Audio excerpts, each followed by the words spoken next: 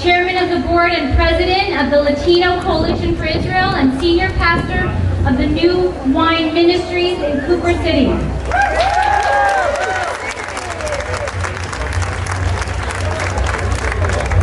I want to thank Sharona and ZOA for all of the hard work and moral clarity that ZOA brings to the table. Acting Consul General, dear friend of ours, Rivital Malka. We strongly condemn the terrorist actions of Hamas on civilians and affirm the absolute right of Israel to defend itself from these horrific attacks. Israel is fighting to defend all of its residents, Jews, Arabs, and Christians.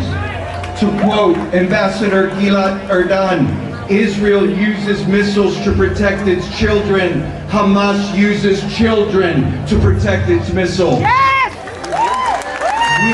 We denounce the fallacy of any moral equivalency between terrorist bombings of innocent civilians and the legitimate action of the nation state in its own defense.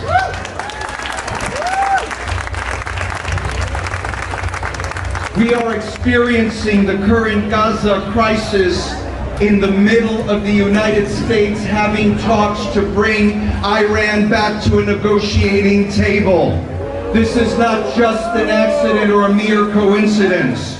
Hamas is targeting Israeli citizens because of our approaching of the Iranians. Monies given to the Iranian regime will go to Hamas, Hezbollah, and Palestinian Jihad.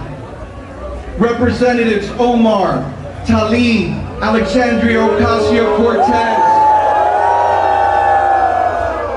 have called for the cutting of U.S. military aid to Israel and sanctioning Israel, and they have failed to condemn Hamas's strikes on Israel.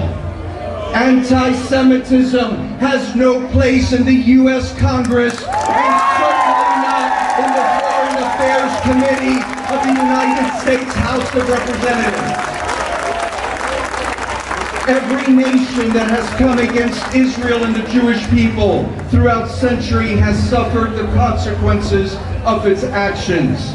We are here today to deliver a message of solidarity to Israel and to the Jewish people in face of this Hamas attack on innocent children, women, and elderly.